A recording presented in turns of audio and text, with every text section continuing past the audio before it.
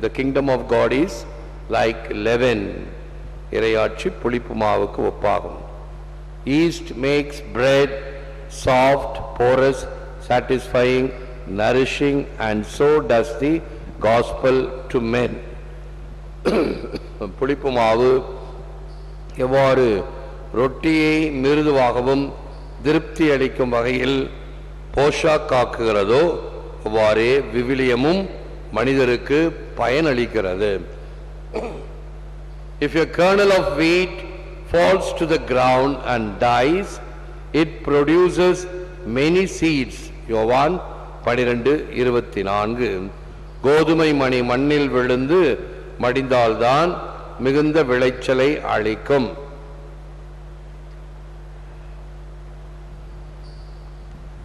இந்த புளிப்பு மாவு, கடுகு விதை இவைகள் எல்லாம் சுட்டி காட்டுவது சிறியதாக இருந்தாலும் அவைகள் செயல்பட்ட பிறகு பெரிய பலனை பார்க்க முடியும். ஆலம் பழம் அல்லது அத்திப்பழம் இவைகள் எல்லாம் உடைத்து பார்த்தோம் என்றால் அதனுடைய விதைகள் ரவையை போல கடுகை விட சிறியதாக இருக்கும். ஆனால் அவைகள் விழுந்து மண்ணில் விழுந்து மடிந்து செடி உருவாகி மரமானால் பெரிய மரமாகும். ஒரு சிறிய விதை. அதே போன்று மாவில் கலக்கப்படுகின்ற புளிப்பு மாவு, நாம் வழக்கமாக பாலில் புரை தயிர் ஊற்றுகிறோம், அது தயிராக மாறுகிறது. இவ்வாறு மிக சிறியது ஒரு பெரிய மாற்றத்தை ஏற்படுத்துவதை பார்க்கிறோம். அப்படிப்பட்டது இந்த இறையரசு. To discern the kingdom of God, we need close vision and action close to hand, not big theories and acrimonious talk. இறைவனின் இறையாட்சியை உன்னிப்பாக புரிந்து கொள்ள தெளிவான பார்வையும் எளிமையான செயலுமே தேவை, அன்றி பெரிய சித்தாந்தங்களும் ஆவேசமான பேச்சும் அல்ல. இதைத்தான் ஞாயிற்றுக்கிழமை வின்சென்ட் பால் கூட்டத்தில் அந்த கனடா நாட்டு இளம் பெண் பதின்மர் இந்த எதிர்காலத்தை பற்றி, நாட்டினுடைய நடப்பை பற்றி, உலகில் ஏற்படுகின்ற மாற்றங்களை பற்றி, மனிதனுடைய சுயநலத்தினால் எப்படி மிருகங்கள், பறவைகள், உயிரினங்கள் அழிந்து கொண்டிருக்கின்றன, காடுகள் எல்லாம் பாலைவனங்களாக மாறிக்கொண்டிருக்கின்றன மனிதனுடைய இந்த மாச்சரியங்களினால் என்பதை அவர் எடுத்து காட்டும் பொழுது வெறும் பேச்சு அல்ல, டிஸ்கோர்சஸ், செமினார்ஸ், கான்ஃபரன்சஸ் இவைகளை வைத்து என்ன பலன்? நாங்கள் எங்கள் பிள்ளைகள் சிட்டுக்குருவியை பார்க்க முடியுமா? முடியாது. மரம் செடி கொடிகள் பெரிய பெரிய கூட்டம் கூட்டமாக இருக்கக்கூடிய மிருகங்களை பார்க்க முடியுமா? முடியாது. ஜூக்கு போகணும், பொட்டானிக்கல் கார்டனுக்கு போகணும் அரிய தாவரங்களை பார்ப்பதற்கு. அருகி போய்விட்டன மனிதனுடைய மாச்சரியங்களினால். அழிக்கின்ற மனிதன் உருவாக்க முடியாதா? நிலாவுக்கு போறதுக்கும் சாட்டன் மற்ற இடத்துக்கும் போறதெல்லாம் அப்புறம் இருக்கட்டும், இருக்கக்கூடிய பூமியை இன்னும் குளிர்ந்த ஒரு பூமியாக, நிலமாக, தண்ணீர் இருக்கக்கூடிய நல்ல தண்ணீர், தூய தண்ணீர், மாசு அற்ற தண்ணீர் கிடைப்பதற்கு, மாசில்லாத காற்று கிடைப்பதற்கு செய்கிறோமா? எல்லாம் சொல்லிட்டு நாமே தான் அவைகளை எல்லாம் இன்னும் மோசமடைய செய்கின்றோம், பாழாக்குகின்றோம், பழுதுபடுத்துகின்றோம். இன்னும் வாழ்வதற்கு ஏற்ற சூழ்நிலைகள் இல்லாமல் வைத்துக் கொண்டிருக்கிறோம். ஆகவே இறைவனின் இறையாட்சியை உன்னிப்பாக புரிந்து கொள்ள தெளிவான பார்வை, எளிமையான செயல். நான் ஒருவன் தனிப்பட்ட முறையில் என்ன செய்ய முடியும்? செய்ய வேண்டும். போன வருஷம் மழை வந்து எவ்வளவு ஒரு பெரிய அழிவை கொடுத்தது தெரியும். இப்போ மழை வரப்போகுது, தயாராக இருக்கணுமில்ல, தயார் செய்யணுமில்ல. செய்வோமா? செய்ய மாட்டோமே, செய்யவே மாட்டோம். ஏன்?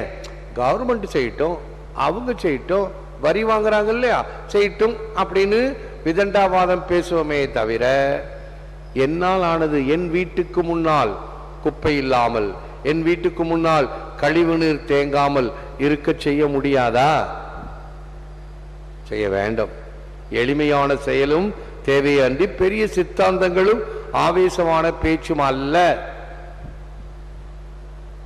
எனக்கு வெளியில போகும்போது, ரோட்ல போகும்போதெல்லாம் ஒன்று குறுகுறுத்துட்டே இருக்கும். இந்த கல்லறை செவத்து ஓரமா நிறைய புல்லெல்லாம் வளர்ந்துருக்கு. டெய்லி சுத்தம் பண்றாங்க, பெருக்கிறாங்க, குப்பையெல்லாம் இல்லாம. அந்த புல்லெல்லாம் செதுக்கலாமா வேண்டாமா? செதுக்குனா அந்த அணைச்சிருக்கிற மண்ணு கரைஞ்சிரும், குப்பை தெரியும். இப்பயாவது பச்சைன்னு இருக்குது, பச்சையாவது தெரியட்டுமா? அது ஒன்றும் மோசமான களை அல்ல, ஒரு வகையான பச்சையா இருக்குது, இருக்கட்டுமா? இப்படி எண்ணங்கள். நம்முடைய ஹைவேஸில் பாருங்க, எவ்வளவு நிலங்கள் வெறுமனே கிடக்கின்றது. அதான் ஏற்கனவே நான் சொன்னேன், நிறைய பேர் அதற்கு பாராட்டு தெரிவித்தார்கள். போகும்போது நாம் சாப்பிடுகின்ற பழக்கொட்டைகளை எல்லாம் கொஞ்சம் பாலிதீன் பையில போட்டு அதை வாய் மட்டும் திறந்து தூக்கி வீசுங்க, அது முளைச்சு வரும். ஒரு மாமரமாக அல்லது ஏதாவது நாம் சாப்பிடுகின்ற பழங்களின் கொட்டைகளின் வழியாக வரலாம். பறவைகள் தான் நமக்கு இந்த உதவிகளை செய்கின்றன. இந்த பழங்களை தின்று ஆங்காங்கு சென்று எச்சமிடுவதனால் அந்த எச்சத்தில் வளர்வதுதான் மரங்கள், செடி, கொடிகள். எளிமையான செயல் இவைகள் தான் தேவை தவிர பெரிய சித்தாந்தங்களும் ஆவேசமான பேச்சுகளும் செமினார்ஸ் அண்ட் டிஸ்கோர்சஸ் அல்ல. Look at acorns and see trees, look at raindrops and see oceans, look beyond time and see eternity. கனிகளை வைத்து மரத்தை கண்டுகொள்ளுங்கள், மலை துளிகளை வைத்து சமுத்திரங்களை காணுங்கள், காலங்களுக்கு அப்பால் முடிவில்லா இறைவனை காணுங்கள். ஒரு பெண்ணுக்கு 2 பெண் பிள்ளைகள்.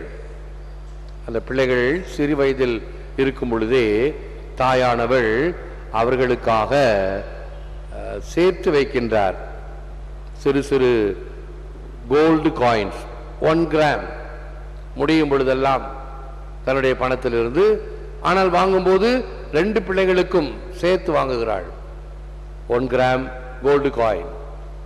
திருமண வயதை அடையும் பொழுது 2 பிள்ளைகளுக்கும் ஏறக்குறைய 100 கிராம் அந்த தங்க காசுகளை சேர்த்து வைக்க முடிகிறது. எத்தனை பேர் இப்படி செய்கிறோம்? வர காசை வானம் விடுறது தான்.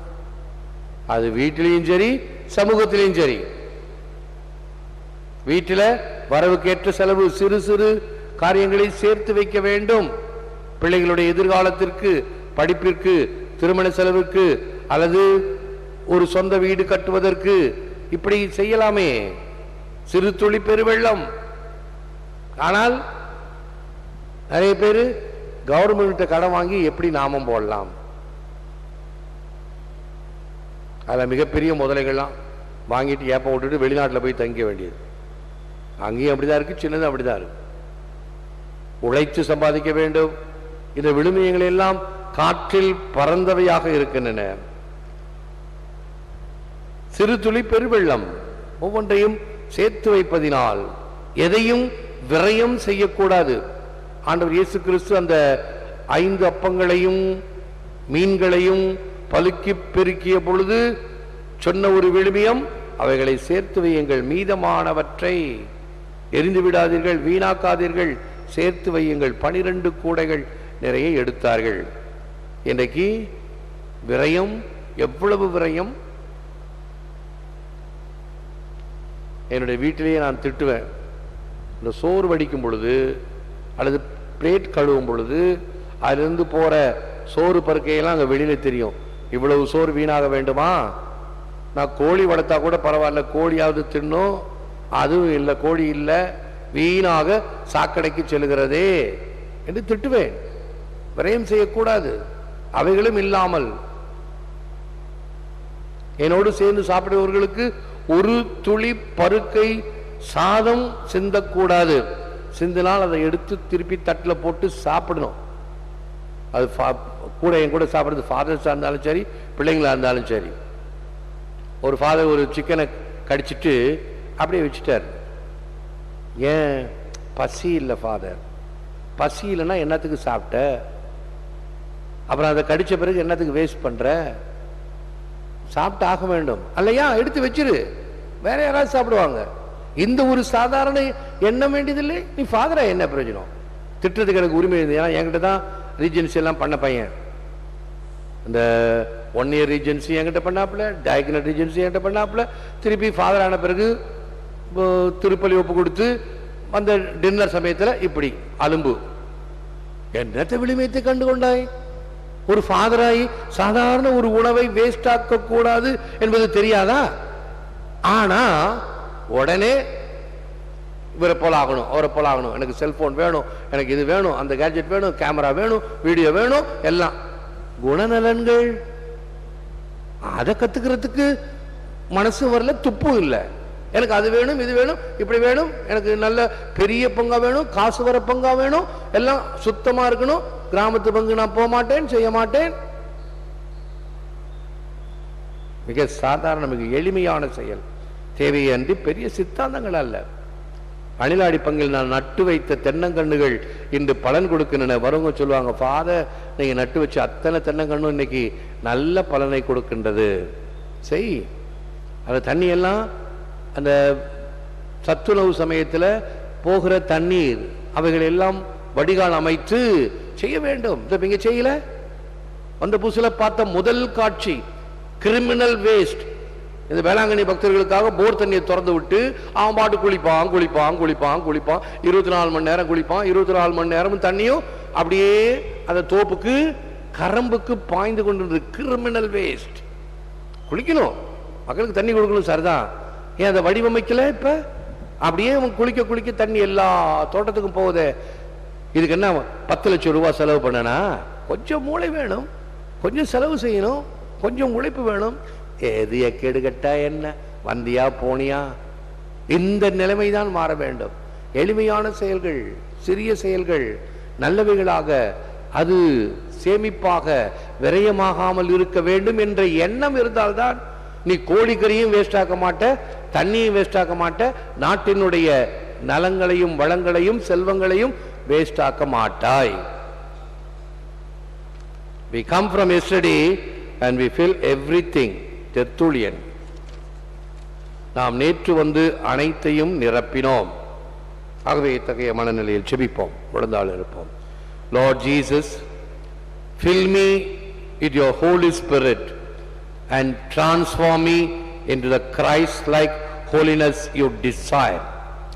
Increase my zeal for your kingdom and instill in me a holy desire to live for your greater glory. இயேசுவே, எமை உம் தூய ஆவியால் நிரப்பி நீர் விரும்பும் புனித தன்மைக்கு எமை மாற்றியருளும். உம் விண்ணரசின் மீதான ஆர்வத்தை அதிகப்படுத்தி யாவற்றிலும் உம் அதிமிக மகிமைக்காக வாழும் வரம் தாரும். எல்லாம் வல்லவரே, நல்லவரே, உம்மை போற்றுகிறோம், போடுகிறோம், நன்றி கூறுகின்றோம், ஆராதிக்கின்றோம். தேவரிதாமே, இந்த நற்கருணையிலே எமக்காக விற்றிருக்கின்றேன். உமக்கே நன்றி, துதி, தோத்திரம், புகழ், மகிமை உண்டாவதாக. சிறிய காரியத்திலும் பொறுப்பும் கடமை உணர்வும் கொண்டவர்களாக நாங்கள் வாழ, செயல்பட, சிந்திக்க, பிறரையும் தூண்டுவிக்க வேண்டிய மனநிலையை தாரும். எத்தகைய சூழ்நிலையிலும் நாங்கள் உமக்காக வாழுகின்ற வகையிலே மன தாராளம், மன தியாகம் இவைகளை அடிப்படையாக வைத்து எங்கள் சொல், செயல், சிந்தனை அமைவனவாக எல்லா காரியங்களையும் ஆசீர்வதியும். செய்கின்ற ஒவ்வொரு செயலையும் ஆசீர்வதியும். இவைகளெல்லாம் எமக்காக மட்டும் அல்ல, எம்மை சார்ந்தவர்களுக்காகவும் பலன் தரக்கூடிய வகையில் அவைகள் சிறிய செயலாக இருந்தாலும் மிக பெரிய அளவில் பயன்படுவதாக. எமக்காக அல்ல, உமக்காக. ஆத் மயோரம் தேயி குளோரியாம், to the greater glory of God என்கின்ற வகையில் இறைவனின் அதிமிக மகிமைக்காக இவைகளை நாங்கள் செய்ய வேண்டிய மனநிலையை தாரும். சிறுவர் முதல் பெரியவர் வரை பொருட்களை விரயம் செய்யாமல் இருக்கின்ற மனநிலை, பொருட்களை மதித்து அவைகளை முழுமையாக பயன்படுத்தக்கூடிய மனநிலை, அதை பிறருக்கும் எடுத்துக்காட்டாக சொல்லிக் கொடுக்கின்ற மனநிலை, இவைகளை நாங்கள் மனதில் வைத்து எங்கள் வாழ்விலே என்றும் எதிலும் தூய்மையாக, மனத்துக்கண் மாசிலனாக, எங்கள் உள்ளத்தில் சிறியவைகளை நல்லவைகளாக விதைக்க அவைகள் 1க்கு 100ஆக பலன் தர வேண்டும் என்று ஆசிக்கின்றோம். எங்களுடைய ஜெபத்தையும் ஆசிரையும் விரும்பி கேட்கின்ற ஏராளமான மக்கள் இந்த தொலைக்காட்சி என்னும் ஊடகங்கள் வழியாக இவைகளை பார்த்து ஜெபித்துக் கொண்டிருக்கிற மக்களை ஆசீர்வதியும். உள்நாடு வெளிநாடு அருகில் வெகு தொலைவில் என்று ஜெபித்துக் கொண்டிருக்கிற மக்கள், தூக்கமில்லாமல் தவித்துக் கொண்டிருக்கிற மக்கள், வேதனை சோதனை வலி பிரச்சனை இன்னல்கள் துயரங்கள் என்னும் சிறப்பாக அலகையினுடைய வலை இவைகளினால் பீடிக்கப்பட்ட கட்டுப்பட்டிருக்கின்ற இந்த கட்டுகளை எல்லாம் அவிழ்த்துவிடும். நீதான் இவைகளை அவிழ்க்க வல்லவர், கட்டவிழ்த்து போகவிடும். இயேசுவே, பாவ கட்டுகளை அவிழ்த்துவிடும். ஏற்று வரமருளும் இறைவா, காக்கும் கரங்களினால். ஆமென். ஆமென்.